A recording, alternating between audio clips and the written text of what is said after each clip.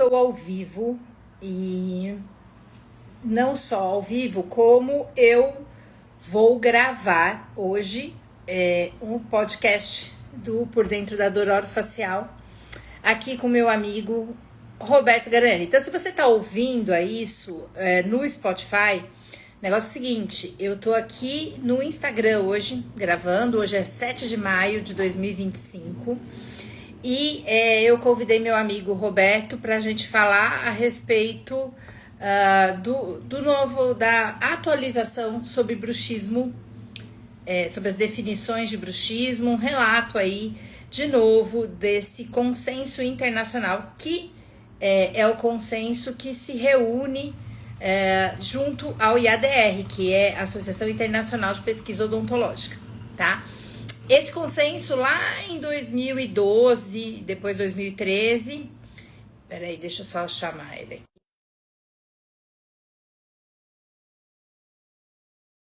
Bruxismo, né, naquela época.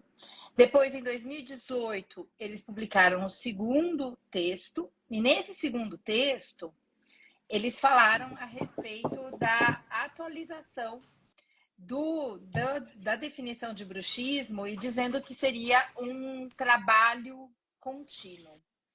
Então, hoje já está aqui comigo, e eu estou fazendo essa introdução porque algumas pessoas vão ouvir no Spotify, para elas saberem. Está aqui comigo o Mr. Oclupro, que se chama Roberto Ramos Garanhani. Ninguém te fala Ramos Garanhani, né? Ninguém sabe quem é Roberto Garanhani, né, Juliana? Eles sabem. O pessoal sabe quem é o Clube Pro, eles acham que é um gurizão novinho, 20 anos. Olha só. Sério isso? Sério? Ai, meu Deus. Então, bem, o meu chat GPT já te conhece, você sabe disso. Juliana, primeira coisa. Diga. A patroa tá na live aqui, eu ó. vi. Já tô vendo ali, ó. Olha a responsabilidade. Subiu o nível temos, agora. Então nós estamos ao vivo no Instagram e hoje uma audiência de elite. Selecionada, que é a professora Elisa Garanhani. Elisa Camargo. Elisa Camargo. Não tem Garanhani, Não tem verdade. É verdade, eu sempre esqueço. Elisa Camargo. Professora Elisa Camargo da PUC de Curitiba. E Elisa, uma boa você estar nessa live, né? Lembrei tanto de você hoje ao ler esse texto, dizendo que bom que a gente não deu início ainda ao projeto, assim não precisamos mudar no meio do caminho. Haja vista que esse povo que escreve o consenso é também o povo que revisa os artigos. E tem ali uns recadinhos da paróquia no meio desses artigos para quem faz pesquisa, dizendo, olha, a partir de agora a gente vai aceitar isso aqui, aquilo lá não mais. Então, nada de possível, provável e definitivo. Mas a gente vai falar um pouco sobre isso. Mas antes, só uma pergunta. Você está com alguma luz diferente? Por que minha imagem é horrível e a tua toda perfeita? Você deve estar com equipamento. O que você acha dela? Você está com equipamento blogueirinha. Tá bom. Ele se chama Abajur da Tox Talk. Eu pensei que fosse, sei lá, alguém. O meu tá horrível ali, tá fosco. Cara, bem, para quem não sabe, gente, eu gravo os podcasts geralmente pelo Zoom, às vezes sem imagem, sem nada. Mas, devido à comoção que trouxe essa atualização, né, da definição de bruxismo, aí eu falei, não, aí o Roberto Ramos Garanhani, hoje pela manhã, disse, não, em vez de gravar só eu e você, e depois você põe, vamos fazer uma live. Então, eu não estava preparada para esse momento, gente, cheguei do consultório agora. Eu não estava preparada para nada disso. Mas tem um batonzinho aí que eu tô vendo. Passei agora, te falei. Vou passar, pelo menos passei um batom. Tô vendo. Mas não deu para mudar nem pentear o cabelo. Gente, desculpa. Eu sou blogueira ruim. Blogueira é blogueira de Ribeirão Preto. Eu sou blogueira antiga, né, gente? Eu sou daquelas da época do Orkut, Periscope. Eu faço live antes que todo mundo fazia live. Então, para mim, isso aqui... Vambora! Bora. O negócio é espontaneidade. Então, mas antes... Porque a gente escuta um podcast que diz assim, né? Mas antes... E quem sabe o nome desse podcast, põe depois no comentário que vai ganhar um brinde. Eu mando um brinde para você. Assim, um brinde de coisas em PDF, tá? Mas é um brinde. Não posso mandar coisas físicas. Mas quem souber o nome do podcast que eu e Roberto Garanhani escutamos quase toda semana, tem Há semana 200 anos, fechada. né? Foi o meu primeiro podcast. Então, e eu fiz até um curso com eles já, eles são muito tops. Deixa aí no comentário. Mas antes, se apresenta, então. Então, eu vou falar 2 podcasts, mas antes se apresenta e quem é você na fila do pão. Pronto, já falei 2. Falou 2, exatamente. Quem é você na fila do pão? Então, Juliana, obviamente, é uma honra, né, estar aqui falando com você, a pessoa número 1 de bruxismo.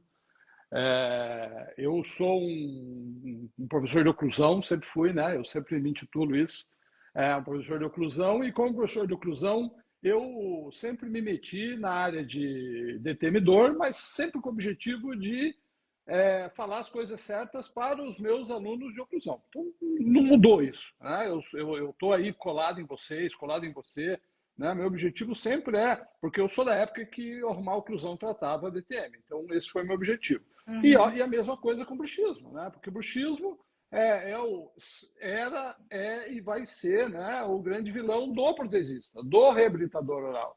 Né? As nossas peças, as nossas próteses são cada vez mais finas, as nossas peças estão cada vez mais delicadas e os nossos pacientes têm mais bruxismo. Então, eu preciso acompanhar o bruxismo porque isso impacta o planejamento protético, planejamento reabilitador. Então, eu sou aí um tiozão da oclusão, né? Estou aqui desde a época do Posselt, certo? Eu vi tentando se manter atualizado. Eu vi que você estava hoje fuçando na sua biblioteca, tirando pó dos seus livros e fuçando na sua biblioteca. Falei, lá vai vir alguma postagem, né? Como eu já te conheço, eu já sabia que você... Olha, recebi uma mensagem aqui no WhatsApp agora que eu preciso dizer. Liette Zui está aqui na live dizendo que está assistindo. Então está mais tenso ainda. Beijo, Adriana, Liz. Acabei de ver a Adriana aqui também. Ó. Nossa terceira ponta? A gente pode chamar ela para o papo depois. Sim. Né? Uhum. Mas deixa eu começar aqui conversando com você. O que aconteceu essa semana? Na verdade, foi semana passada, bem no feriado. Passou batido, porque eu no feriado não tenho estudado muito. Feriado para descansar. Estou tentando. Estou fazendo um esforço. Nem sempre consigo, mas estou tentando. E eu vi, aliás, eu acho que foi uma postagem sua e fui lá dar uma olhada, ver o que tinha acontecido, né? E saiu o relatório das reuniões. Isso aqui é um relatório. Deixa eu contar para a turma. Não sei se você sabe também, Beto, como é que funciona isso. Eu até mandei um WhatsApp, mas eu acho que ela não viu ainda, ela não deve ter visto. Mandei um WhatsApp para Cibele Dalfabro. Cibele Dalfabro é uma professora que foi minha professora lá na especialização. A gente é amiga há muitos anos. E ela hoje é professora no Canadá. E é o maior nome da odontologia na medicina do sono no Brasil, né? E a Cibele estuda isso, o bruxismo do sono, há muito tempo. Aliás, foi a Cibele que falou para eu estudar bruxismo do sono, sabe, Roberto? E ela participou dessa última reunião. Eu vi. Então, assim, isso aqui... Opa, apaguei a luz. Isso aqui funciona da seguinte forma, né? Esse consenso, ele é um consenso fechado, pessoal. Não é todo mundo que pode... eu quero participar. Não é assim que funciona, tá? Você tem que ser convidado. E além de ser convidado, pelo visto, aqui na última, pelo menos nesse relatório, você deveria estar presente no IADR que aconteceu em New Orleans, Nova Orleans, né? Esse ano, parece que vai ter uma reunião. Eu não tenho esse dado concreto, mas eu posso investigar com o professor Paulo Conte. Perguntei para ele falou que não sabe. Não sabe, ninguém sabe, né? Se vai haver a reunião ou não. Tá me ouvindo aí? Eu tô. Tá me ouvindo bem? Tudo bem. Mas vai ter um novo IADR, provavelmente eles vão se reunir novamente. Mas pelo que eu vi aqui no que eles escreveram, eles até colocaram de fazer Delphis, fazer outro tipo de abordagem, até para reunir mais pessoas, né? O professor Paulo Conte, por exemplo, ele participou à distância da confecção do STAB, né? Que são os critérios aí que foram feitos para fazer a avaliação Avaliação, não diagnóstico de bruxismo. Já estou esperta, né? Mas era diagnóstico, né? Já é uma coisa que era mudou. diagnóstico, já mudou, exatamente. Isso são coisas. E aí eu quero te fazer uma pergunta, porque tem um amigo meu que me mandou uma mensagem, eu falei assim, putz, eu não sei se eu falo isso na live ou não, mas eu vou te perguntar. Ele disse assim, nossa, mas esse update, essa atualização, tá com cara de que eles assim, não tinham muito o que fazer, se reuniram ali para confundir ainda mais o clínico. O que você acha disso? Você como um clínico e que Então, dá gente. aulas. Eu quero, assim, primeiro, eu quero saber de você. Esquece essa atualização primeiro. A gente vai depois, eu vou abrir aqui. Essa live acho que vai durar mais que uma hora. Eu vou abrir aqui o artigo, nós vamos ler o artigo juntos. Eu estou com ele tá, pessoal? aberto aqui também. Isso, a gente vai. Eu vou mostrando aqui na tela, a gente vai lendo junto. Mas eu quero saber a sua opinião sobre esses 3 papers, sobre o que vem, né? Como você enxerga esses consensos como clínico. Bom. E como uma pessoa, pera um pouquinho, só um minuto, como uma pessoa que ministra aulas para o clínico, que nunca teve contato com isso. É fácil falar de bruxismo? Não nesse nível que a gente está falando aqui de consenso, né? Então, eu já vou emitir minha opinião de clínico. Eu me lembro de uma vez que um professor falando que a gente estudava DTM relacionado a ouvido interno, orelha, e uma vez era ouvido, outra vez era orelha, né? Eu me lembro que ele falava assim, que esse pessoal não tinha muito o que fazer, então eles se juntavam num navio para uma reunião dessas, só para mudar, em vez de orelha média, virou ouvido médio. De ouvido médio, obviamente que eu estou fazendo uma brincadeira aqui, né? Obviamente que esses documentos, esses consensos são extremamente importantes para a evolução do conhecimento científico do bruxismo. Mostra a complexidade desse conhecimento científico, né? Mas para o clínico, o que me interessa, né? Eu, como professor de prótese, me interessa o famoso contato dental. Me interessa o quê? O que eu brinco, né, nas minhas aulas, oclusão, uso e sobreuso, entende? Então, eu acho, a gente vai falar sobre esse consenso atual, eu acho assim, que ele aumenta a complexidade do negócio, né? Por exemplo, talvez não possa mais chamar de bruxismo, um bruxismo que até então eu chamava de secundário a transtornos neurológicos. Como que eu vou explicar isso para o clínico? Entendeu? Que já é confuso para a gente discutir esse consenso. Então, eu acho lá para o clínico do consultório protesista, ele ainda vai estar preocupado em quanto tempo o cara encosta os dentes, com que força, porque é isso que vai causar a fratura, a diminuição da longevidade, certo? Repito, a importância da gente estar aqui estudando, de acompanhando a literatura, mostra a complexidade que é o bruxismo, certo? A gente achava lá atrás que era um contato prematuro que o sistema percebia e ele rangia para tirar o contato prematuro. E a gente vê que um caminhão de ciência passou. Eu vim até de Tarantino, né? Porque, eu tenho essa também. Porque o bruxismo só pode ser feito por alguém parecido com o Tarantino. Né? Então, a minha conclusão sobre esses consensos, eu penso assim, uma críticazinha. Talvez eles não precisassem soltar esse consenso aí de em um ano, 2 em 2 anos, né? Dá a impressão, né, que é uma coisa para meio que dar likes, assim. Eu acho que deveria esperar um pouquinho mais um conjunto de ideias legais e depois publicar. Você acabou de falar, vocês que estudam, cara, vocês têm que mudar toda a nomenclatura de um dia para o outro. Quem está estudando diagnóstico de bruxismo tem que mudar tudo. Certo? E será que daqui a um ano não vai mudar de novo? Né? Então talvez precisasse de mais segurança e um paper mais robusto. Ou eles vão ficar de ano em ano promovendo um novo consenso e a gente fazendo lives aqui. Assim, esse paper, porque assim, o que a gente viu foram o paper que foi lançado em 2012, publicado no comecinho de 2013, o de 2018 e agora 2025. Então, esses são os oficiais. É que quem acompanha os membros do consenso sabe que existem aquelas cartas, né? Que eles enviam. Hoje eu postei uma, inclusive. Né? eles enviam essas cartas e vão trocando ideias. Por exemplo, já a palavra bruxismo primário e secundário, ela nunca apareceu em nenhum dos 3 consensos, mas é algo que era muito usado no passado, né?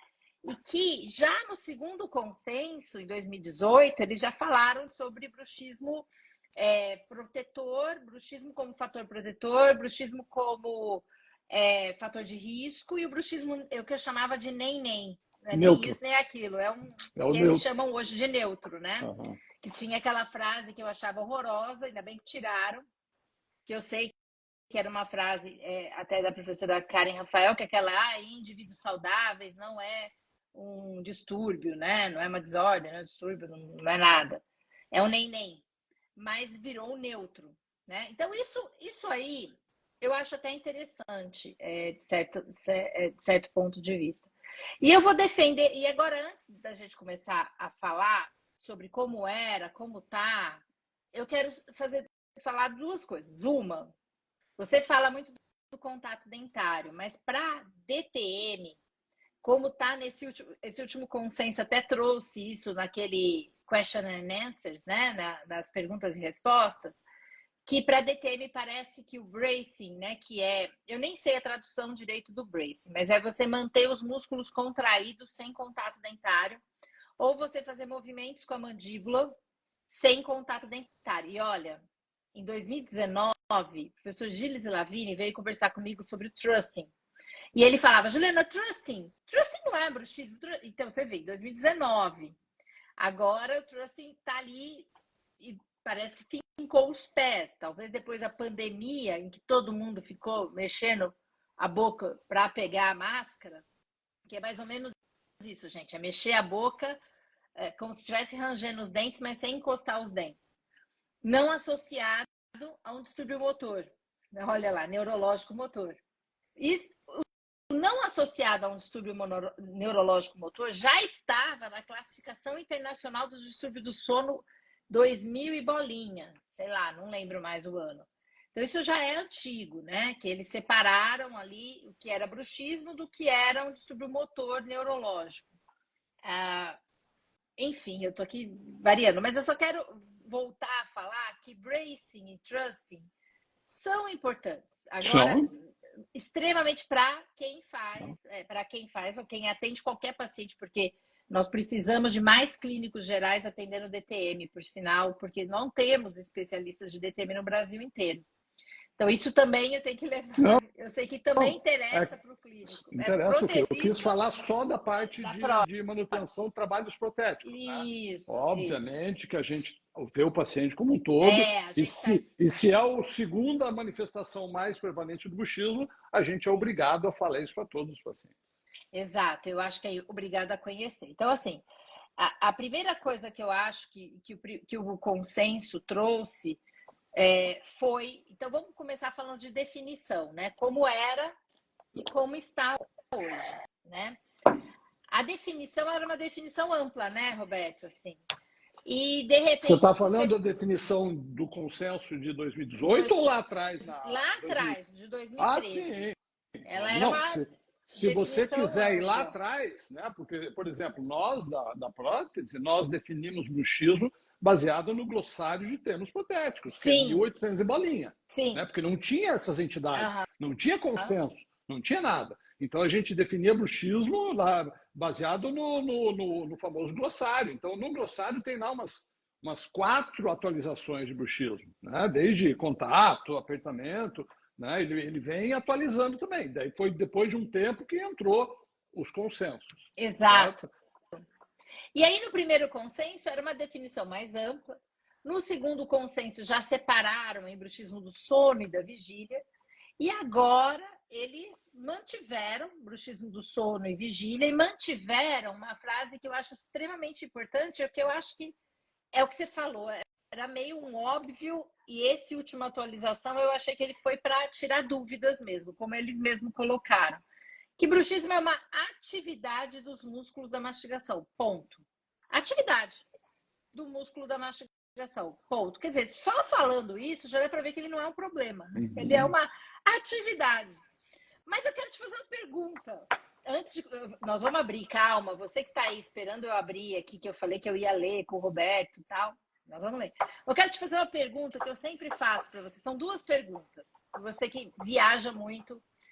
E eu também, assim, eu ministro também essas aulas de bruxismo. Depois eu falo um pouquinho o que eu acho disso.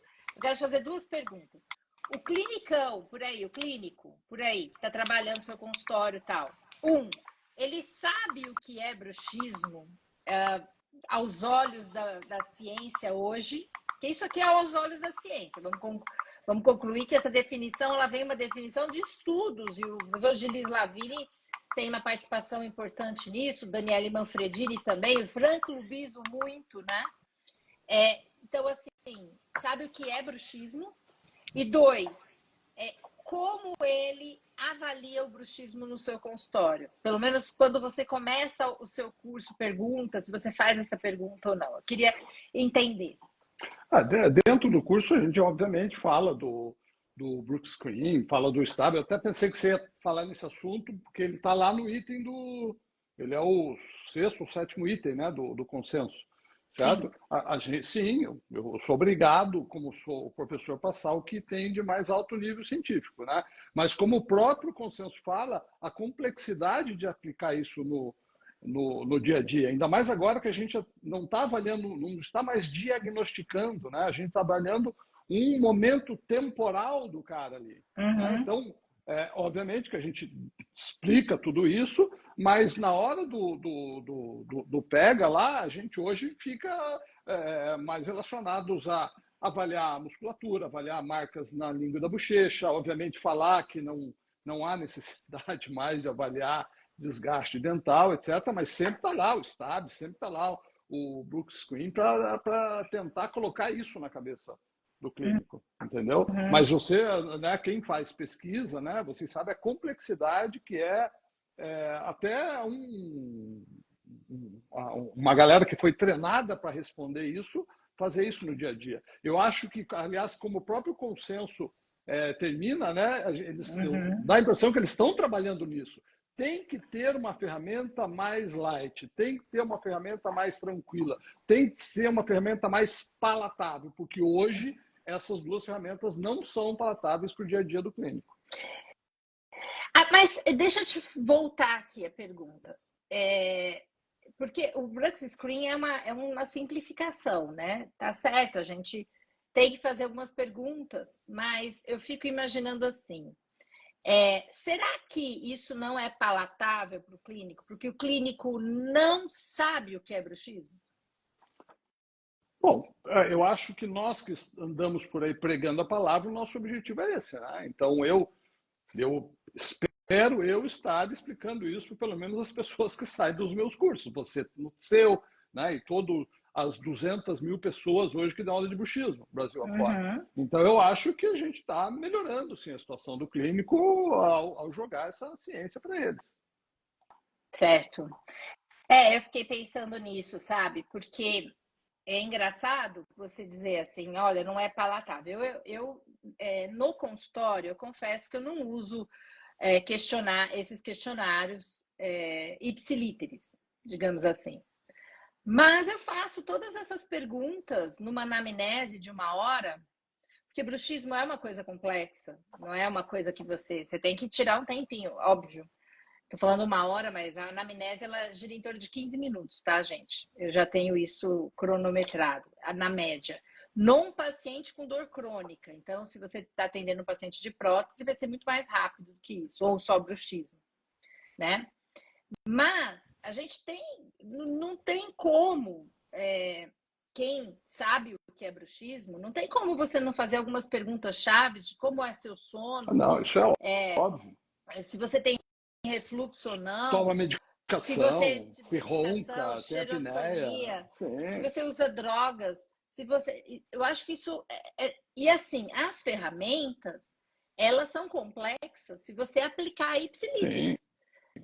Mas se você está ouvindo esse programa do Spotify, só no Spotify, na legenda do Spotify, eu vou deixar uma página com o Brooks Screen não oficial, tradução não oficial, mas que você vai responder e no final ele te fala mais ou menos o que é o bruxismo. Só que ele está com possível, provável e definitivo. Já tem que mudar.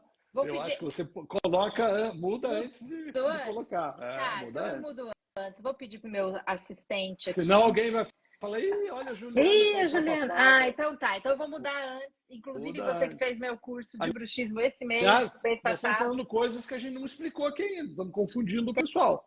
Tem Acho melhor problema. seguir Tem a. problema. Né? Ouve aí, ouve o podcast inteiro que você vai ficar por dentro. Mas eu vou pedir para o meu secretário, o Manus, me ajudar aqui a fazer. Mas vamos lá, então, vamos atualizar o povo? Vamos. Então, posso virar aqui? Então vamos lá. Isso aqui é para você que está ouvindo, a gente está vendo agora a tela do atualização das definições de bruxismo, que é o relatório desse consenso, né? Começando pela a primeira autora aqui, que virou a sua nova amiga aqui, né, Roberto? Quer falar um pouquinho sobre Exatamente. ela? Quem Então, é ela na fila do pão? primeiro eu achei legal dela estar ali como primeira autora, né? Tudo bem que eles explicam ali que são os dois, né? Os primeiros autores. Mas era uma pessoa que eu já estava monitorando, porque ela é uma pessoa que fala muito de oclusão Ah, só, raiz, assim, né? só falando o nome dela, é Meryl, agora eu não sei falar isso, Também Verhoff, não sei, deve ser mais ou também não sei. menos isso, É, gente. eu, Depois eu a gente já vê aí na legenda que tem o link eu já para o estava artigo. monitorando, porque vários artigos recentes de oclusão que eu uso e tal, estava ela lá, mas eu não tinha associado assim. A hora que saiu ela como primeira aí desse consenso, foi quem que é? Daí fui Uhum. olhar e vi né, que daí eu sou um novo seguidor dela. Então, e lá no Admiro. LinkedIn, Já vou exigir ela, como eu brinquei com você hoje, no próximo Uhum. congresso da SBDoc, que ela Isso é esteja lá. legal, hein? E lá no LinkedIn, eu nem sabia, eu já estava seguindo ela por lá no LinkedIn. LinkedIn, pessoal, se você quiser conhecer todas essas pessoas que estão aqui, o lugar é o LinkedIn, não é o Instagram, tá? Eles estão todos por lá e conversam bastante. O professor Peter, por exemplo, fala bastante lá. Foi me ajudou aqui no doutorado, que foi orientado pelo professor Paulo Conte. E aqui, olha, professora Cibele Dalfabro, a única brasileira, tem que falar também, né? Temos Uhum. uma brasileira entre eles, professora Cibele. Bem, Talvez o professor conte o ano que vem, né? Vamos fazer uma talvez, pressão. sim, sim. O coach ele já está lá no Stab, é que eles estão agora, spoiler, né? Eles irão atualizar o ICOP. É isso que eu Certo. sei. Eu acho que vai ter reunião aí vinda por aí.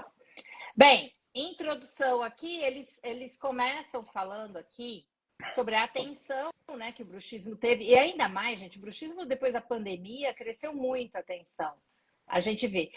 Só posso fazer uma consideração aqui que eu acho importante? Um novo nome. Novo nome, eu digo assim, depois da pandemia, os trabalhos dele explodiram, que é o polonês aqui, ó, Sim, Mieszko, também.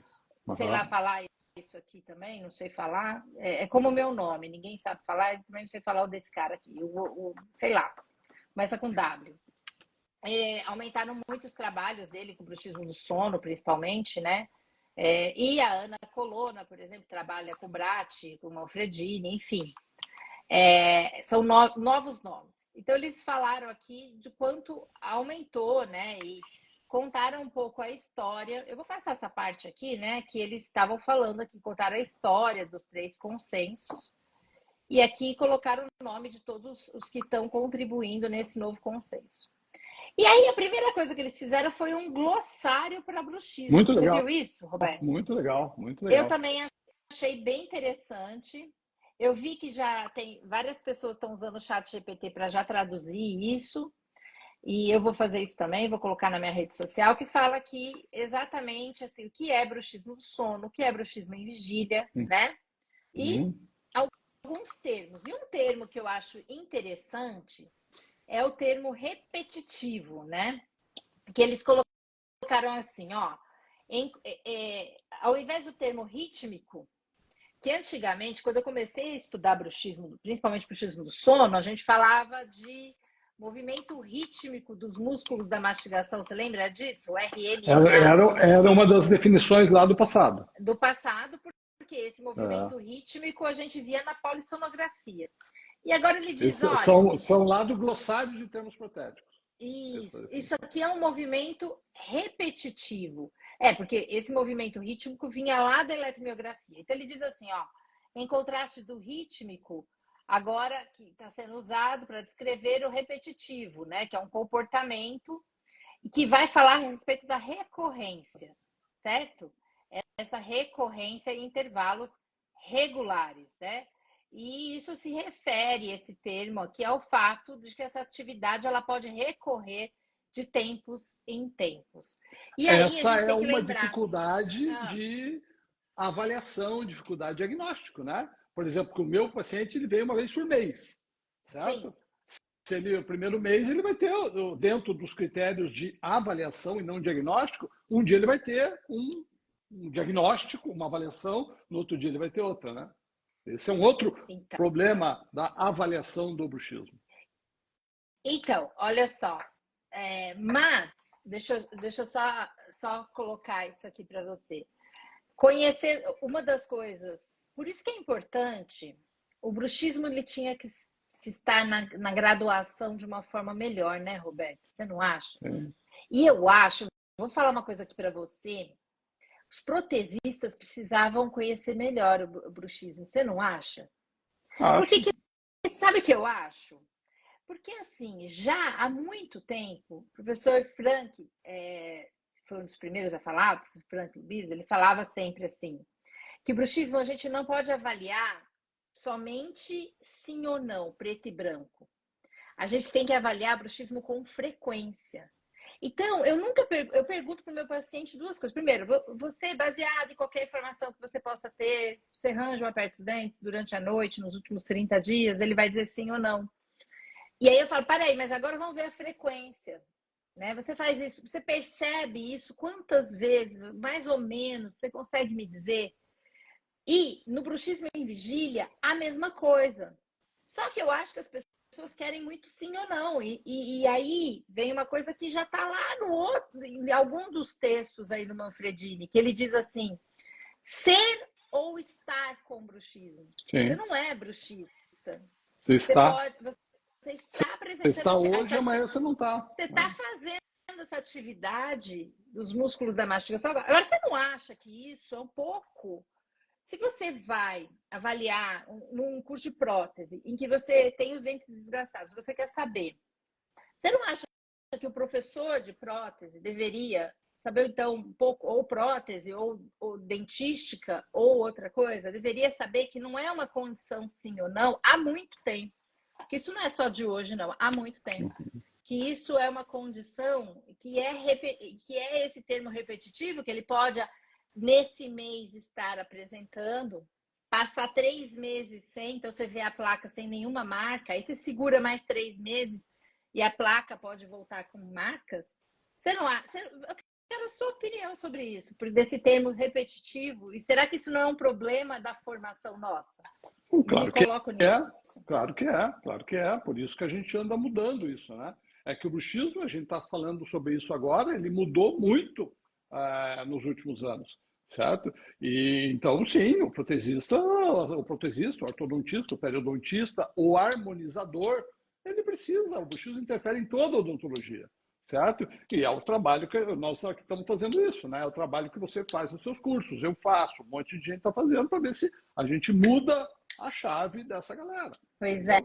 Só que a gente vai ainda, estamos caminhando para esses diagnósticos, né? Os aplicativos a gente consegue monitorar no espaço, né? Hoje, amanhã, é interessante, né? Eu sou clínico, eu faço muita coisa no consultório que não está escrito em lugar nenhum, né? Por exemplo, hoje eu postei das marcas de bochecha, né? Que está lá no livro do Poço de 1961, associando com o bruxismo.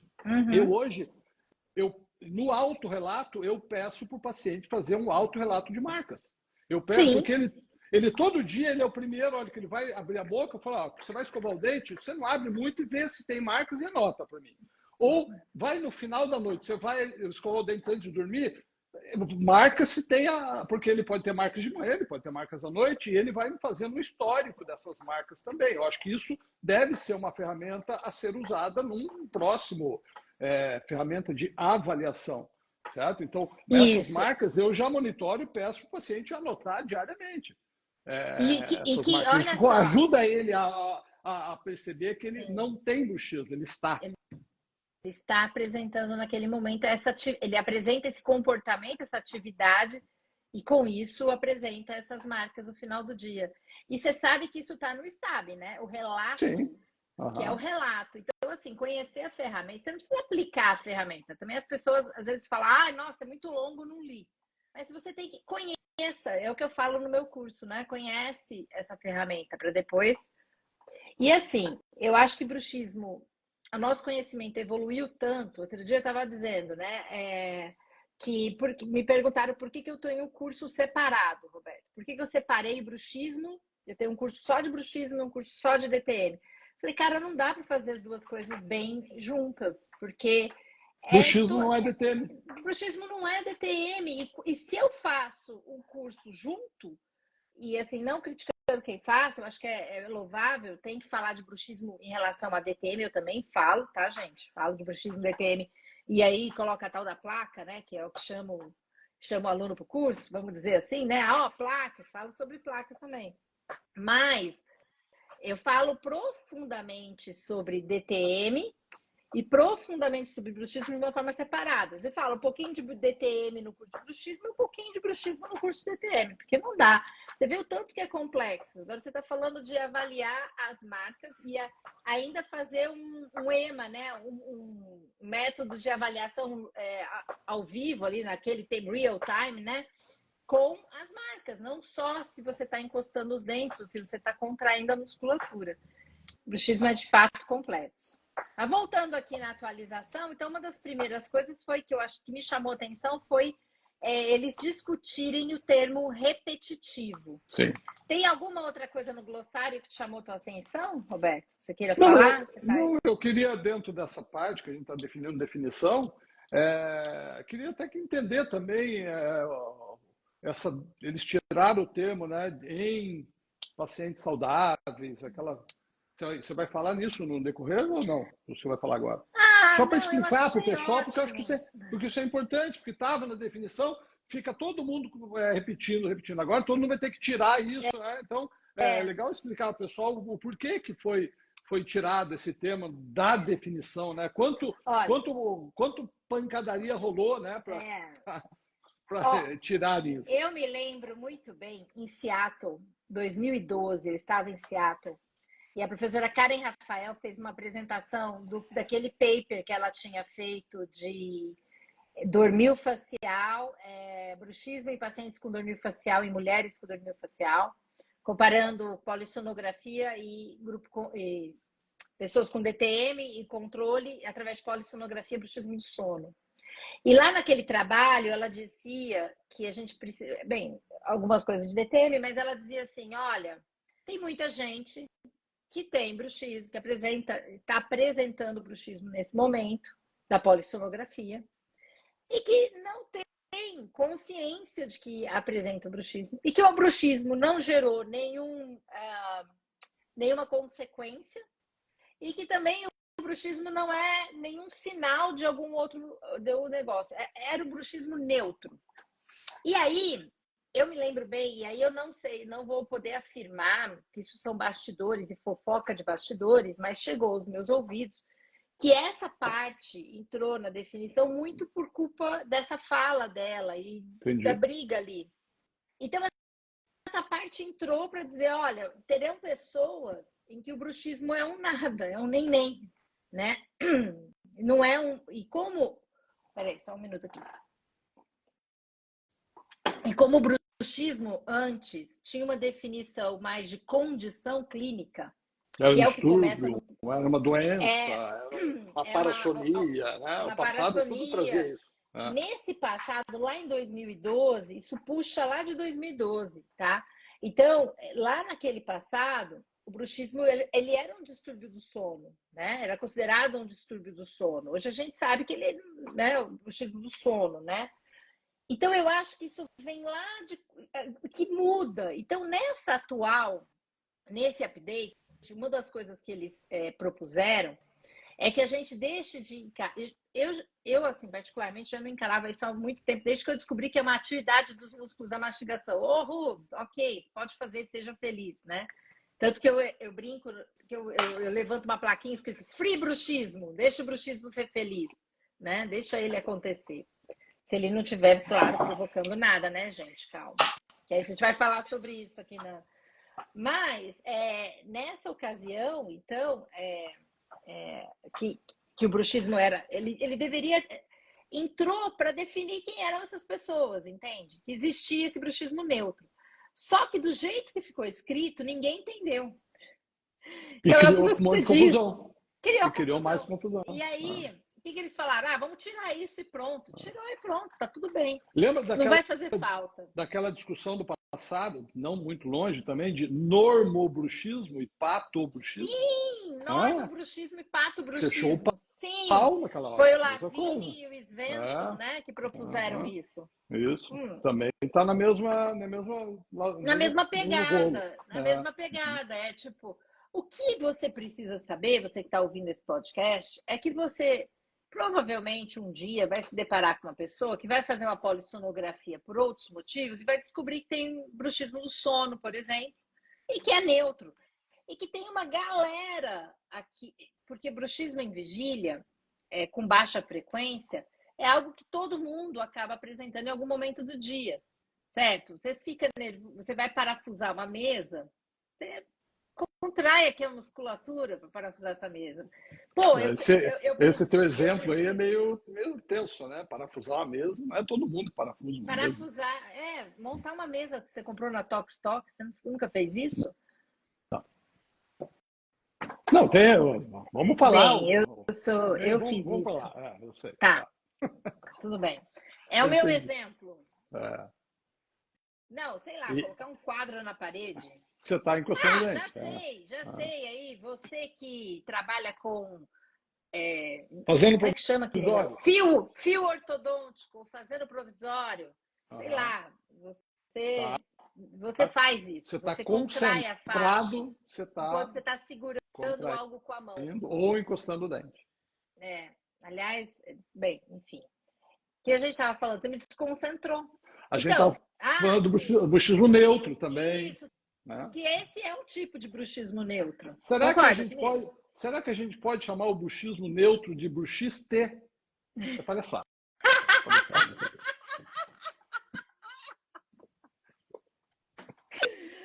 Ai, que ótimo, adorei esse. Uma boa, né? Muito bom. Pode ser, pode ser. Quem sabe no próximo consenso está lá bruxiste. Quem que aguenta você, hein? Vou te falar. Você não perde a oportunidade. Você vai criar depois um post sobre isso. Tá. Do glossário é isso? Você quer falar mais alguma coisa do glossário? A gente pode. Das definições, eu acho legal. Eu acho que era isso, né? Que tirou esse termo para tirar um pouco de confusão dessa galera. Né? Vamos para o segundo, que agora o bruxismo segue, vira lá, se o bruxismo é uma desordem, é uma doença, é um comportamento. Acho que é o próximo item, né? O 3.2. Eu estou acompanhando aqui. Isso. Agora eles começam a fazer. Eles fizeram 10 questões, né? E dentre essas 10 questões, que eles falaram assim, bem, claro, do mesmo forma que a gente escuta muita coisa, as pessoas questionam a gente bastante a respeito de bruxismo, imagina eles, né, que fazem as pesquisas, eles devem receber aqueles e-mails. A gente que acompanha as listas de e-mails, a gente sabe como Imagina. né? Uhum. Eu tô aqui, sabe que eu tô aqui pensando? Eu recebi um e-mail hoje do professor Peter Svensson pedindo para eu revisar um artigo dizendo que eu era expert em bruxismo. Eu falava, professor, pede para os moços pede para os experts verdadeiros revisar. Brincadeira, gente, desculpa, professor, se eu tiver que ficar sabendo disso, eu vou revisar, já coloquei lá.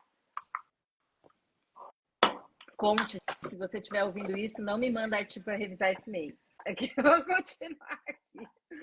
Então, a gente tem aqui, questões frequentes. 3.2 agora. 3.1 a gente acabou de falar. Sim. Né? Tiramos lá o indivíduos saudáveis. Agora é o 3.2. Aonde você está agora? Que eu já tô... Mas o 3.2 não é aqui, 2.1 é o glossário. Sim. Depois 3.2, é o objetivo 2, são as perguntas. Uhum. E aí começa, sim, entendi, você já fez a pergunta 1, tá certo. 3.2, o bruxismo é um comportamento ou é uma desordem, um distúrbio? E aí eles disseram, olha, galera, não é distúrbio nenhum, não é um problema, não é uma doença, free bruxismo, o bruxismo é só um comportamento, né? Você se comporta dessa forma. Eu acho que tem muitas, né, tem várias pessoas numa live ou vão escutar esse podcast. Ju, qual a diferença de um distúrbio, de um transtorno, de um comportamento motor? Para deixar isso claro aqui na live. Sim. Olha lá, então vamos lá. Um distúrbio, né, é uma condição dita já patológica. Né? Uma coisa que tem diagnóstico. É uma coisa que tem diagnóstico, exatamente. Né? Então bruxismo... você tem critérios de diagnóstico para isso. Olha, eles se livraram de uma nessa, né? Vamos conversar sobre isso. Eles se livraram. Então vamos lá. Então, um distúrbio você precisa de um diagnóstico, você vai ter critérios de diagnóstico para uma coisa que é patológica. É uma doença, assim, a princípio é uma alteração de saúde. É uma doença, é uma alteração de saúde. Já um comportamento, eu dizer, olha, você está se comportando dessa forma, primeiro que você não tem critérios de diagnósticos para um comportamento. Você consegue avaliar e graduar esse comportamento.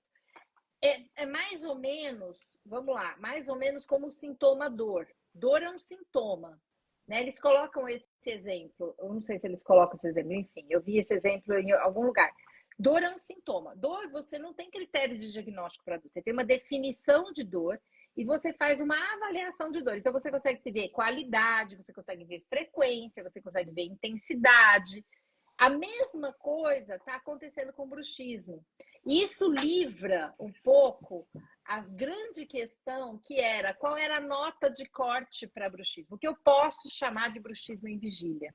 Quem faz pesquisa é o estresse. É o estresse de todo mundo, o que é bruxismo do sono, qual é a nota de corte, quantos eventos durante a noite eu preciso ter no meu exame de polissonografia para dizer que esse paciente apresenta bruxismo do sono.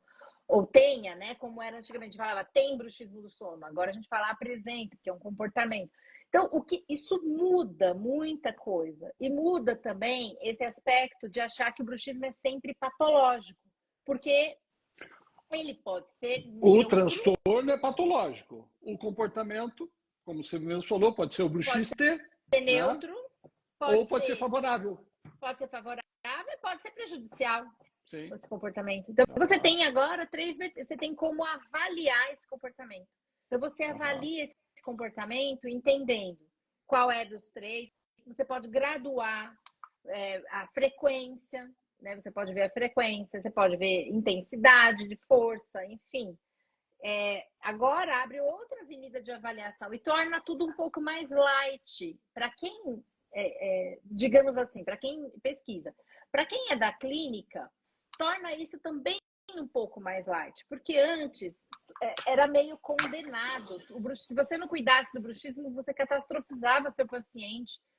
Claro que agora você vai ter que fazer uma avaliação dessa frequência, avaliação se esse bruxismo está sendo ou não prejudicial, e assim vai. Então, sem catastrofizar tanto. Bruxismo não é um transtorno, é um comportamento. Então, eu já entro numa outra discussão. Olha, cara, pergunta capciosa. Existe bruxismo primário?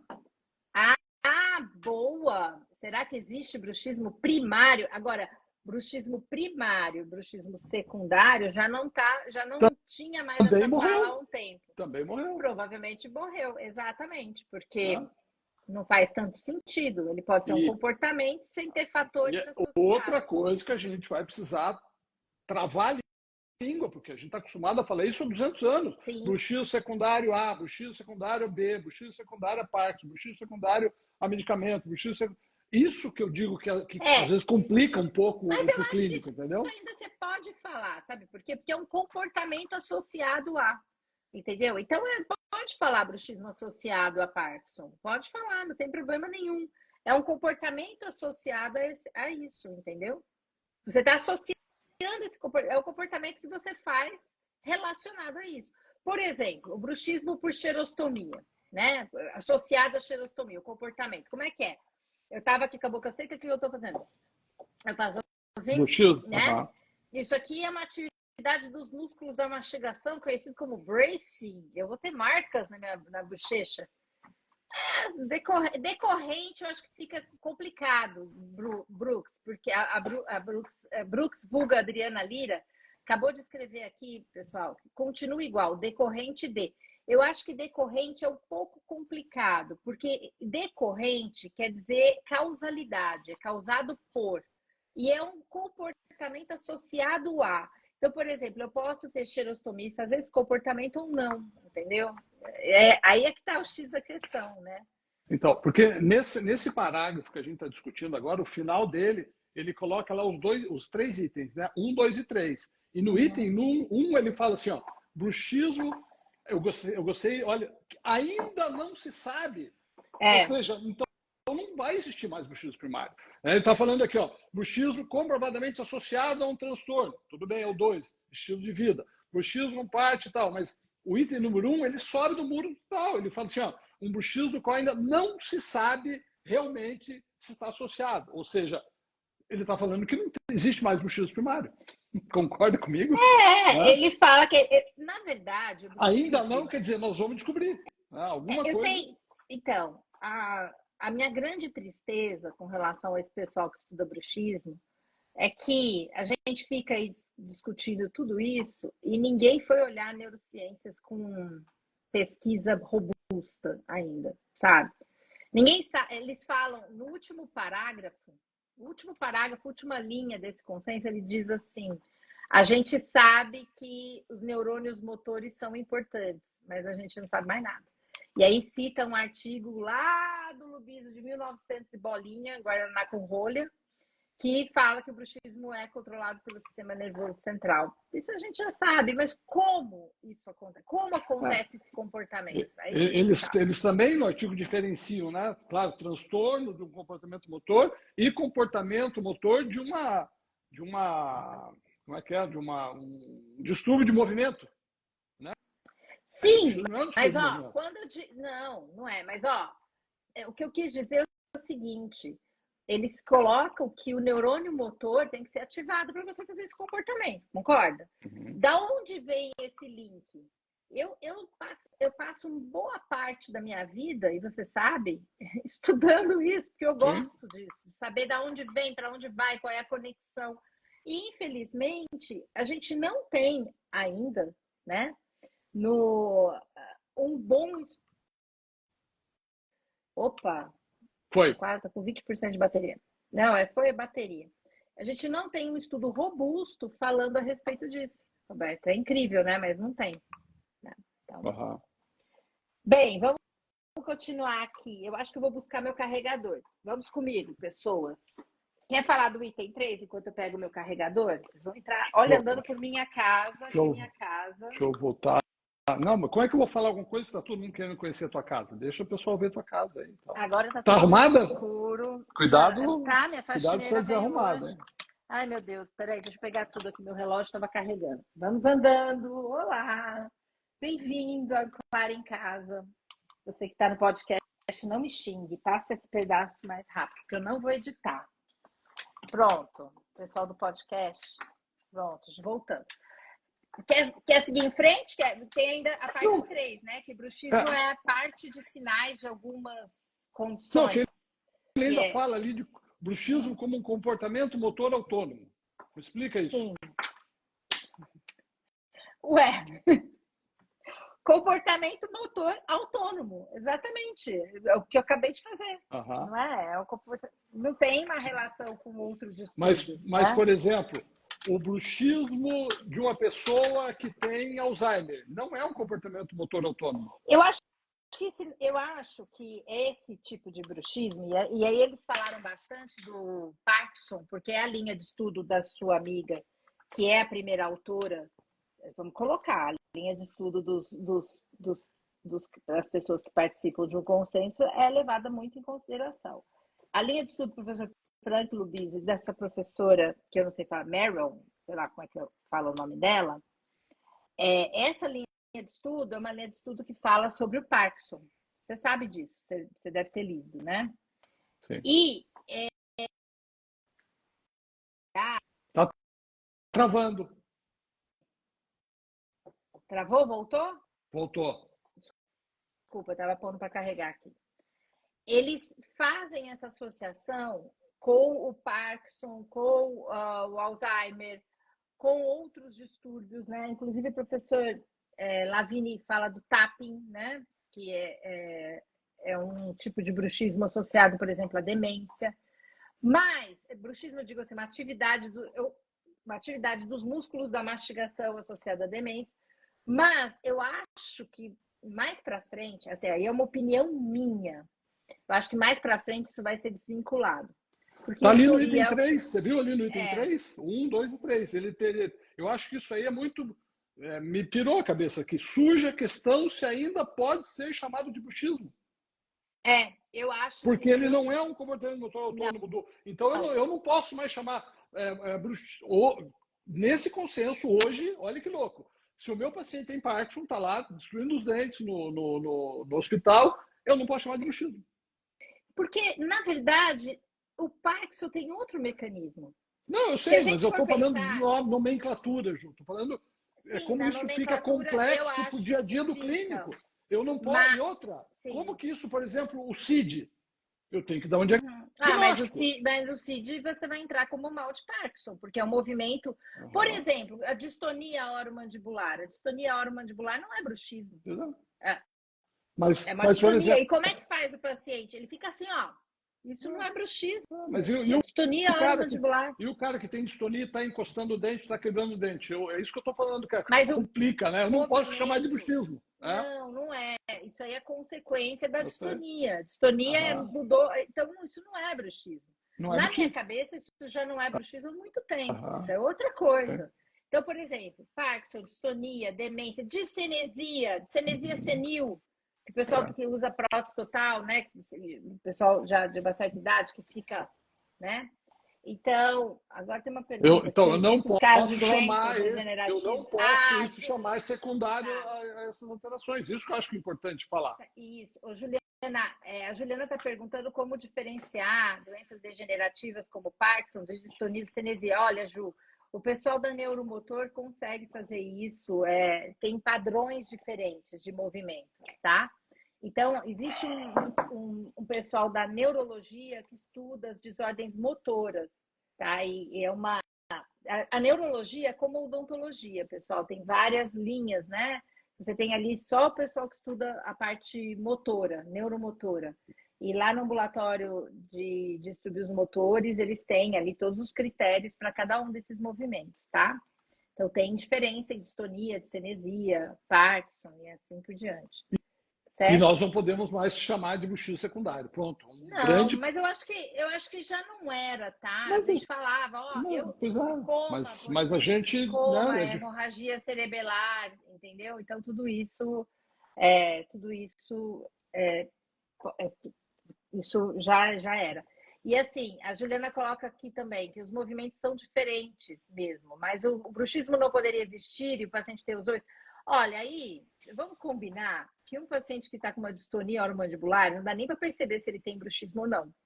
E a mesma coisa em outros distúrbios, sabe? E aí, colocando na balança, é isso que a gente tem que fazer, né? Que é que eles colocam ali. Quando é que a gente vai tratar, né? Colocando na balança, o que é mais grave para a qualidade de vida do paciente, né? Se você tem ali um paciente que tem demência, por exemplo, demência frontotemporal, que bate os dentes o tempo todo, isso é consequência isso não vem, ele não faz isso de uma forma porque ele está se comportando, ele faz isso involuntariamente e sem ele conseguir controlar de nenhuma forma, porque comportamento, Roberto, nós conseguimos de certa forma, em vigília consegue controlar. Por isso que eu estou falando, não posso mais chamar isso de bruxismo. Não pode, mas eu acho que não se deve, não é que não pode, não se deve, né? Não, mas o consenso agora fala que isso não posso mais chamar de bruxismo. A gente está falando especificamente por isso que eu acho que daqui a pouco sai um outro consenso aí com outra... Aqui na questão 3, eles falam também se bruxismo é comorbidade. Eu achei interessante porque A gente estava revisando uma planilha com a Letícia, que está fazendo um trabalho comigo, e aí a gente estava revisando essa planilha e eu falei para ela, tira o bruxismo de comorbidade, que o bruxismo não é comorbidade, exatamente. É um fator associado. E aí ela tirou realmente, e aí saiu isso. O bruxismo não é uma comorbidade. Não é mais Comorbidade é uma doença. Porque, por exemplo, o que é comorbidade? Comorbidade é algo que compartilha passos neurofisiológicos. Então, por exemplo, de DTM, vou falar de DTM, que é a minha praia. Você tem a enxaqueca, que é uma comorbidade. Você tem essa. Travou? Aqui. Voltei? Voltou. Então, você tem fibromialgia, você tem outras coisas que compartilham de passos neurofisiológicos com a DTM.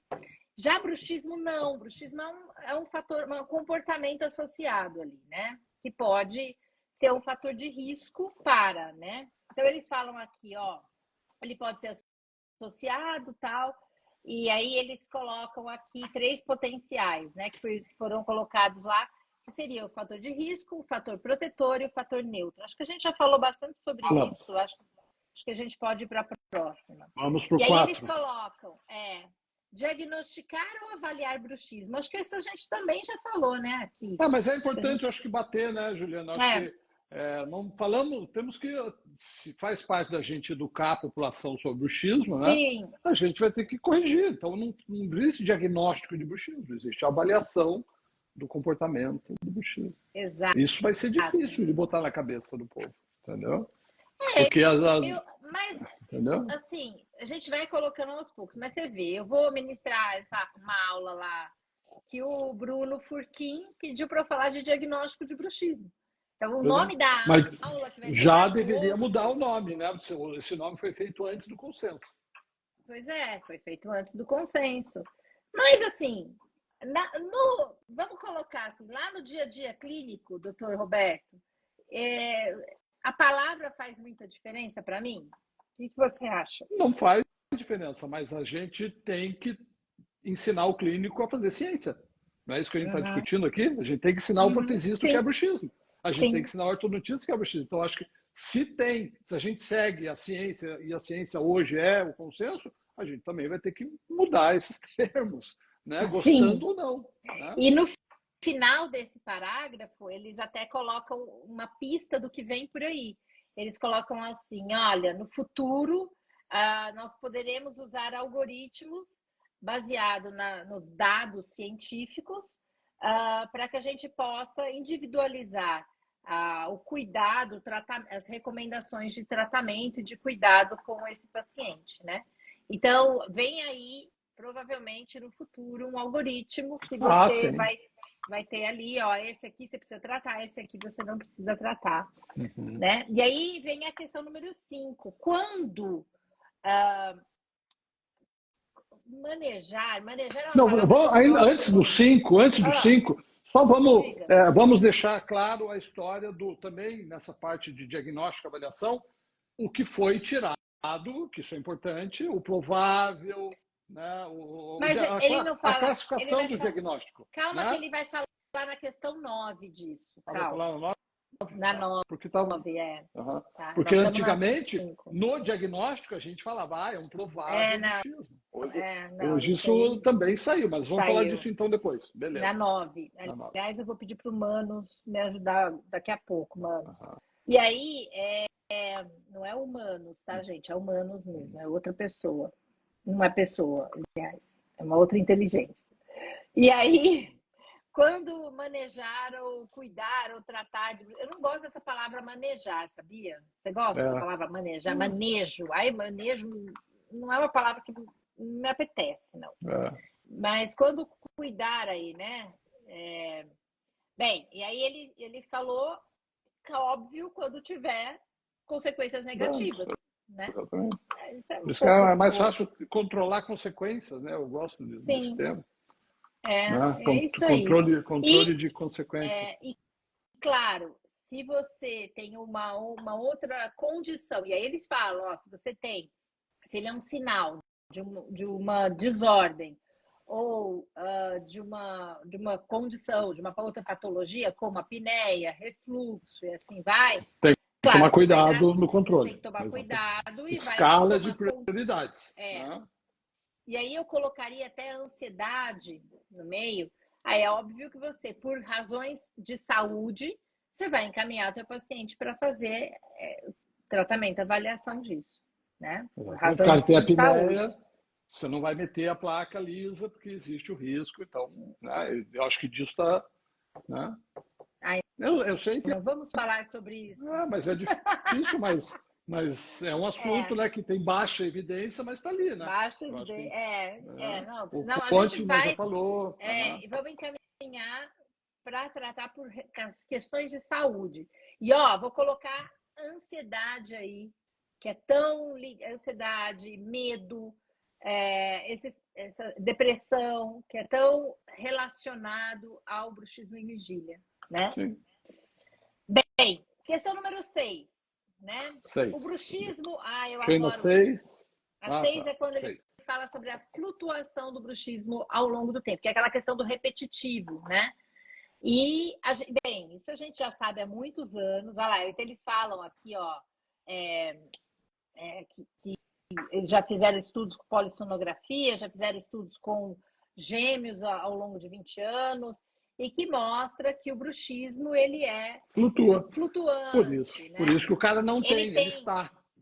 Ele não está. Tem bruxismo, ele está com bruxismo. Até por isso que é difícil os critérios de avaliação. Né? Eu até coloquei isso na minha apostila. Isso aqui é a minha apostila de bruxismo que eu entrego para os meus alunos, né?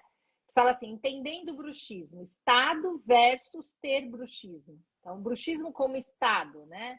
E aí eles falam que não deve ser encarada como uma condição fixa, porque ele tem um estado dinâmico. Então, estar com o bruxismo reflete a ideia de que a atividade dos músculos pode variar em intensidade e frequência.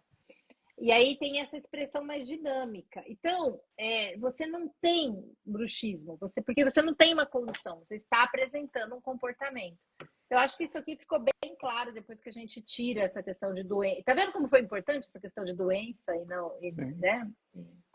Patologia não. Da questão número 7, eles dizem, tem evidência para a existência do bracing, do trusting, né? E aí eles colocam que bruxismo comumente foi associado com apertamento e ranger de dentes, mas a definição de bruxismo também inclui duas outras características, que é o... Como é que a gente traduz isso, Roberto? Como é que você traduz isso? Eu não traduzo, eu falo isso do jeito que é brushing ou trusting. Não tem um termo ainda, né? Eu acho que tem. Não, acho que não. Não mas tem um termo oficial, né? Não, vai ter. A professora Giovana Fernandes está fazendo enquanto não tem, a gente fala em inglês. Giovana, acelera isso a tradução, filha. Deixa eu ver aqui. Eu preciso até te ajudar, né, Giovana? Vamos lá. Deixa eu ver só como o chat GPT ele traduz. Um minutinho só.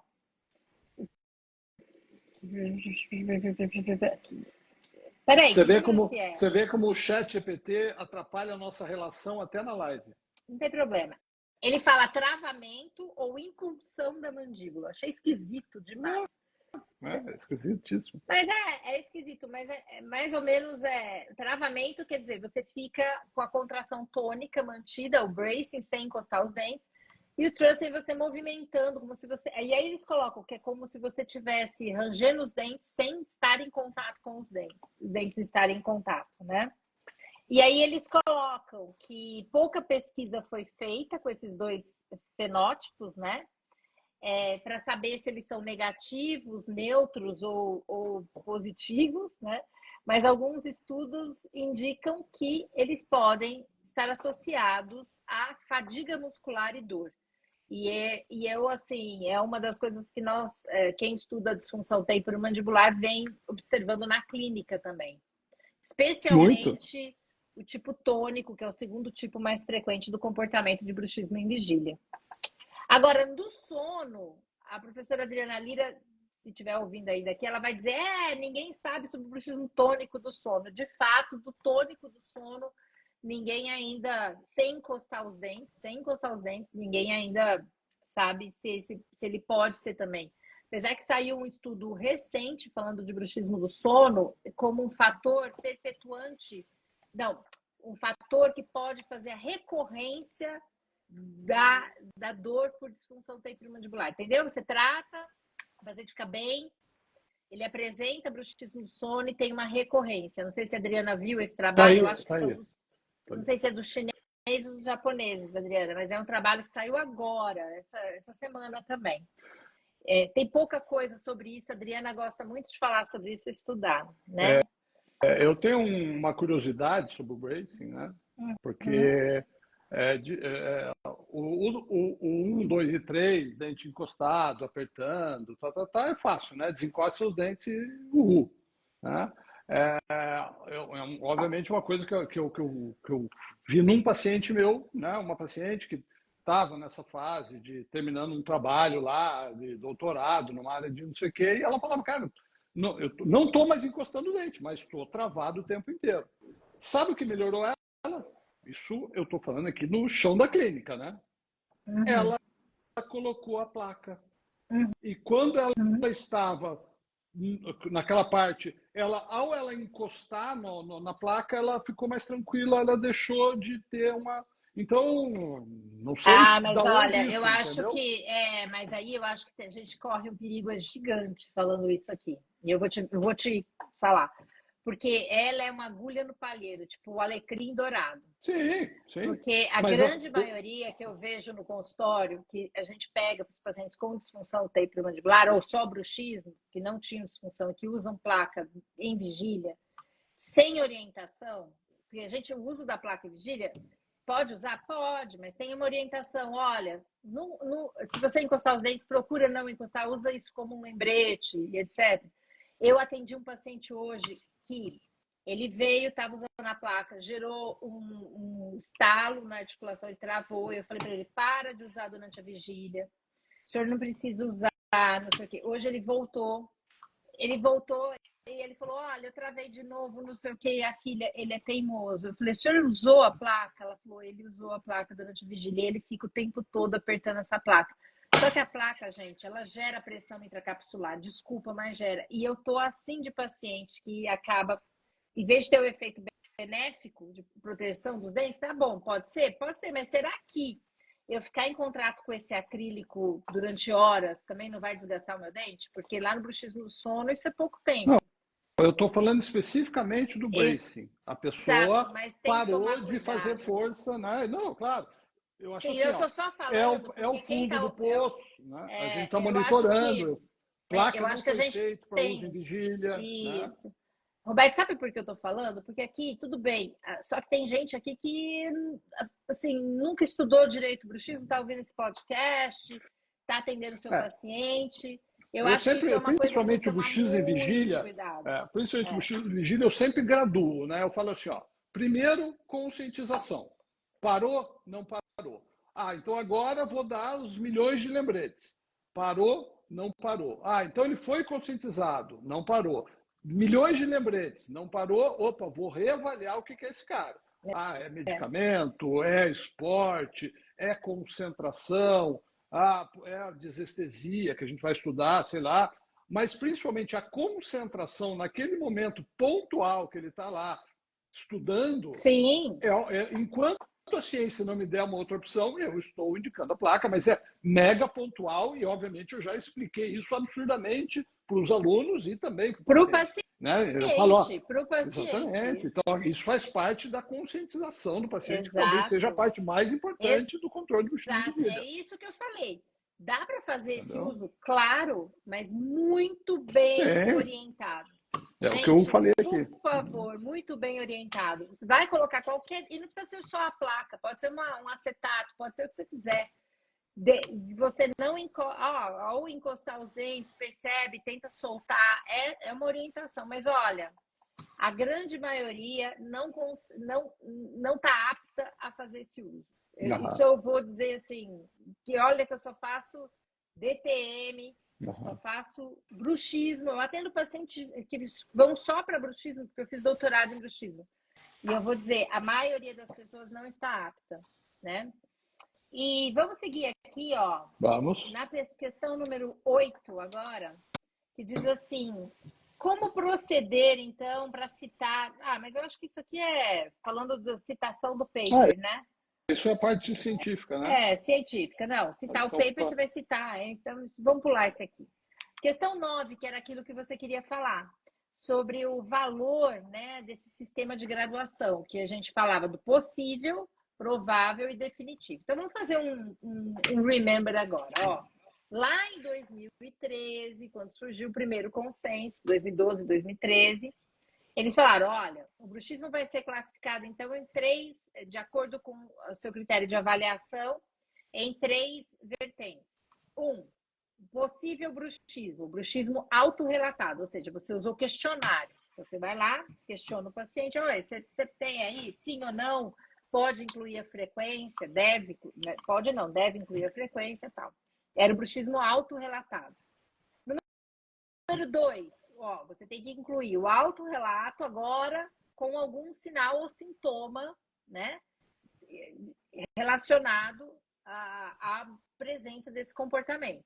Então, você tinha lá, olha, o paciente relatou e tem os dentes desgastados. Então, pronto, bingo.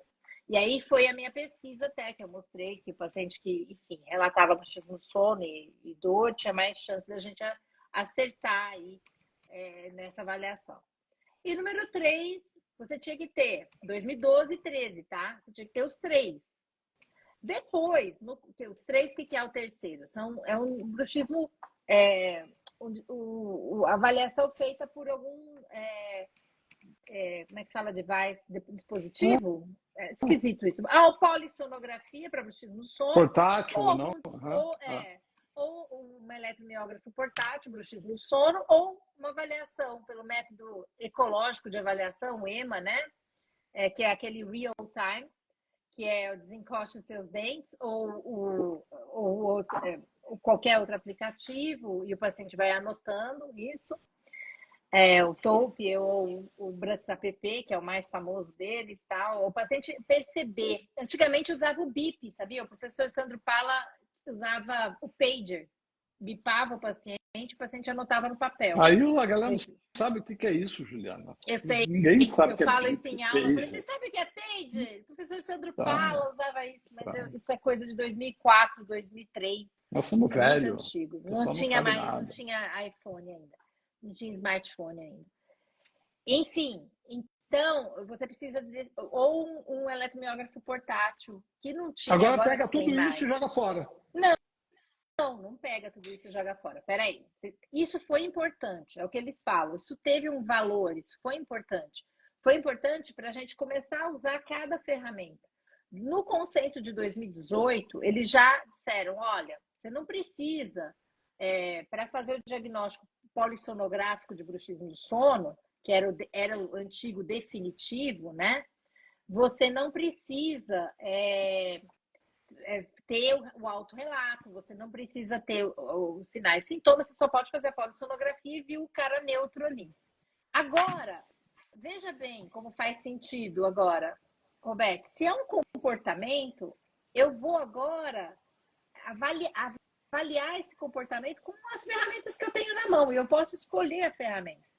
Não existe mais bruxismo definitivo. Definitivamente você tem bruxismo. Você não tem mais bruxismo. Você está apresentando. Então, realmente, eu achei isso muito legal. Eu achei super legal, porque agora ele diz... Isso eu achei muito legal mesmo. Eu achei muito legal. Ele diz assim, olha, agora a gente pode usar a ferramenta de avaliação que você achar mais apropriado para a sua pergunta clínica, para o que você quer saber desse paciente. Você acha mais apropriado fazer o questionamento? Então, você vai ter o self-report, o autorrelato. Você acha mais apropriado fazer um exame físico, né? Então, você vai lá fazer o exame físico. E se você acha mais apropriado fazer a parte polissonográfica, eletromiográfica ou aqueles outros, né? Ou o método ecológico de avaliação. Eu achei isso muito legal. Acho que fica mais tranquilo para pesquisa também, né? Fiz assim, Que gostoso, gostosinho. Né? Sim. Fica melhor para a pesquisa. Porque dava a impressão Obrigada, que Senhor. as pesquisas que não usavam a polissonografia eram uma pesquisa de segundo nível. Né? Era. Então, acho que isso é importante Exato. também. Mas ainda é. Não a poli, mas agora a gente quer coisa nova, tecnologia, enfim. Bem, e aí está dizendo, quando eu devo selecionar um ou outro método, né, de avaliação? E eu acho bem legal que eles falam sobre que o autorrelato, ele é muito subjetivo, óbvio, ele é subjetivo, você vai perguntar para a pessoa. E que tem a crença, né, da pessoa ali dentro, nesse o que ele acredita. Às vezes, você pergunta assim, olha, você aí arranja os dentes? Aí o paciente fala assim, eu sim, eu faço. Aí eu, tá, mas quem te falou? Ah, não, ó, eu tô com uma dor aqui, então minha vizinha falou, essa dor só pode ser bruxismo. Já mela tudo, né? Por isso que eu acho bem legal, em 2018, que o professor Frank Lubiso e os colaboradores do outro consenso, que ele dizia, olha, antes de você começar a fazer a avaliação do bruxismo, explica para o paciente o que é, né? Eu acho que isso é muito importante, explicar para o paciente o que é, para ele poder ponderar. Você quer falar alguma coisa a respeito disso? Qual que você vai eu sempre bato no autorrelato, né? E eu reforço o autorrelato com aquilo que eu te falei. Já faz um tempo que eu peço um diário das edentações, certo? Se tem edentação de manhã, se ele vê a diferença da edentação da hora que ele acorda, da hora que ele dorme, entendeu? Eu acho que isso tem enriquecido também o famoso autorrelato, que eu acho que para o clínico é o mais tranquilo, para o clinicão. Certo. E aí a gente passa para o... Podemos então, até fazer uma pesquisa sobre isso. O quê? Se o autorrelato é melhor? Autorrelato de marcas de bochecha. Sim, tem o autorrelato de marcas, tem sensibilidade dentária, tem um monte de coisa, né? Agora, a sensibilidade dentária já pode ter N outras causas, né? Sim, também. N outras causas, exato. Você tem que avaliar, então, casar esse... Então, mas o desgaste dentário também tem N outras causas. Por isso que a gente fala, não olha, conheça todas as ferramentas e use o máximo que você puder para fazer a avaliação. Porque você pode perguntar assim, dói? Eu posso perguntar, vamos pegar dor como exemplo, que eu acho que é bem palpável. Todo mundo aí já sentiu dor alguma vez.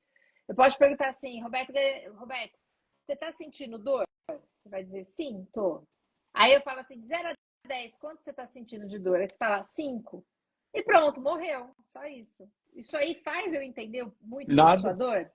Então, quanto mais ferramenta eu conhecer e eu tiver, melhor vai ficar a sua avaliação do comportamento. É óbvio, né?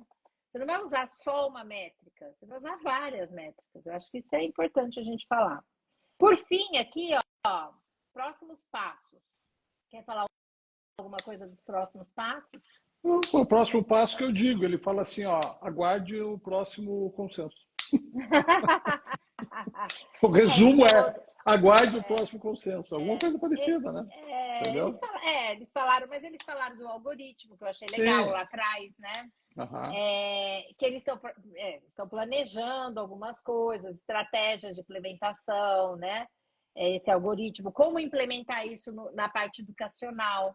Eu acho que como que a gente pode implementar isso melhor na graduação, para o nosso clínico ser melhor formado sobre bruxismo, né? Isso é uma coisa que a gente sempre pensa. E eles falaram bastante a respeito dessas associações de bruxismo e outras condições, inclusive o Parkinson, a epilepsia do sono, e você mesmo falou Alzheimer e assim por diante, né? E no final, né? E no final ele fala assim, ó, a etiologia do bruxismo é complexa, com neurônios motores originando no sistema nervoso central, tendo seu papel significativo. E cáspita, né? Terminando do mesmo jeito. Isso é uma coisa que eu sempre gosto de falar. Se eu tivesse no consenso, eu iria tentar colocar nisso que ele fala de educação, mas ele fala de educação do clínico, do dentista, né? Eu acho que essa conscientização deve extrapolar o consultório odontológico, certo? Eu acho que a conscientização do bruxismo, a gente deve usar as mesmas ferramentas usadas pela geração do professor Jaime Cury para controlar a doença cárie, que é sair do consultório, porque o paciente que chega no nosso consultório ele já está estourado, ele já está com o dente. Já então, tem consequências, né? Que é o que acontecia com a cárie antigamente. O cara já chegava com a cárie. Hoje não chega com a cárie por quê? Porque ele aprende a controlar biofilme em casa, na escolinha, na pré-escola. E eu acho que a conscientização do bruxismo, né, que você sabe que a gente tem esses projetos, eu vou fazer aqui em Florianópolis no mês que vem, chegar no público em geral, sair do consultório, como a gente fez com a cárie. Então, tentar controlar essa alteração que é cada vez mais pop, da mesma maneira que a gente conseguiu controlar a cárie, né? Eu brinco sempre, na nossa bolha, nós estamos falando aqui do sul, de uma elite, né? Então, eu acho que isso talvez seja um grande diferencial, atuar fora do consultório. Porque o cara chega no consultório e ele não sabe que dente encostado é errado. Ele não sabe que a musculatura travada é errada. Então, se ele chega no consultório e a gente explica para ele, ele já está com problema. Então, a gente deve usar isso fora do consultório. Campanhas de conscientização pública a respeito do bruxismo em vigília. Né? Coisa simples, barata, ridiculamente simples. Né? Que é fácil de fazer. É uma das coisas que eu tenho estimulado em todos esses cursos que eu dou. Sempre tem um lá que trabalha numa prefeitura, ou trabalha numa universidade, ou trabalha numa empresa. Eu falei, campanha de conscientização pública a respeito da postura errada que é esse comportamento do bruxismo em vigília. Concordo com você. E olha, esse comportamento de bruxismo em vigília é muito, muito, muito comum. Ainda mais nos dias de hoje. Né? No estilo de vida de hoje, né? E só vai aumentar. Agora eu estava fazendo Agora a gente já terminou de falar do update, mas falando aqui, a gente já falou tanto do Venvance, saiu o nosso artigo, não sei se você chegou a ver, artigo com 2 casos científicos, né? Com 2 casos clínicos aqui, e da associação do Venvance aí, a presença desse comportamento, trazendo consequências para o paciente busca o atendimento por culpa disso, né? E as drogas, você tem medicamentos novos para ansiedade, depressão, a gente tem a vortioxetina, que já também entrou nesse rol. Então, assim, tem muita coisa ainda vai vir e vamos ficar de olho, né? É o que a gente faz o dia inteiro. Conscientizar. Por isso que a gente tem bruxismo. É isso. Agora sim, avalie melhor este comportamento no seu consultório. Aprenda a avaliar. Eu sempre brinco e eu bato essa tecla com o Roberto, porque eu vejo todo mundo mostrando as consequências, o dente desgastado, como que eu vou reabilitar. Olha, o paciente tem bruxismo, vou reabilitar. Eu vejo isso toda hora no Instagram e eu não vejo ninguém falando, olha, eu avaliei assim o meu paciente. E mesmo em aulas de pessoas importantes, eu não vejo. Então, eu espero ver você aí, que é um professor importante, pegar e ensinar o seu aluno realmente a avaliar esse bruxismo. Eu acho, certo? Juliana, não, que essa avaliação... Eu tô falando você aí, não você só complementando, né, que a gente vê muito tudo no Instagram, né? Hoje, qualquer pessoa que chega no consultório, até pouco tempo atrás, o que a gente fazia? Todas as estratégias de prevenção, né? Então, é padrão ouro. Hoje, dentro das estratégias de prevenção, a gente tem que incluir a avaliação do bruxismo. Ou seja, qualquer paciente, eu brinco, qualquer pessoa que entrou no teu consultório, o cara que vai pintar a parede do teu consultório, você tem que falar de controle de biofilme, você tem que falar de escova, de fio, e você tem que falar de bruxismo. Isso deve ser padrão para toda e qualquer prevenção odontológica a partir dos últimos tempos. É isso aí. Obrigada, viu, Roberto? Escuta, a gente terminou o paper, você não falou que no final ia chamar a Adriana? Mas hoje já deve estar dormindo, né? Você está aí, Brooks? Obrigada. Porque a gente falou tanto, Roberto. né? Pois é, nem deu tempo, coitado. Aqui 1h30. Já? Eu já estou desesperada. Pois é, porque eu tenho que jantar ainda e eu durmo cedo.